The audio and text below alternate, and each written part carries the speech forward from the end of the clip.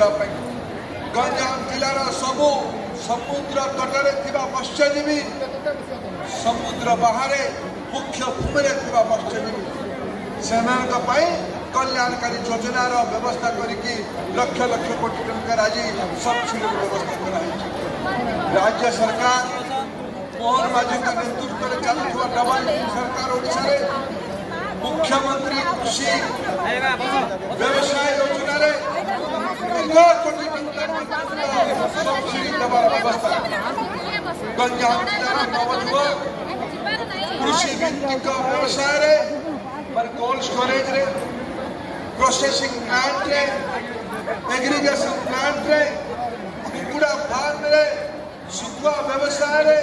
माछ चाष रे गो पालन रे छेली पालन रे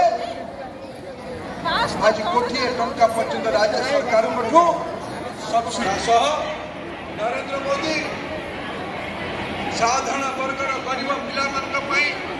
योजना कर 10% अधिका आरक्षण साधारण वर्गर गरीब पिला भी व्यवस्था है सबू गरीब को प्रधानमंत्री सूर्य घर योजना रे भारत सरकार और राज्य सरकार उभय मिसिकी लक्षाधिक टंका अनुदान दे से घर पाठ पढ़ारे आरक्षण व्यवस्था कर आज तो साधारण वर्ग आरक्षण व्यवस्था है साधारण शिक्षा रे आगामी दशरा पर से तालिका दिल्ली अनुमोदित होकर दिल्ली तालिका अनुमोदित होकर आसिले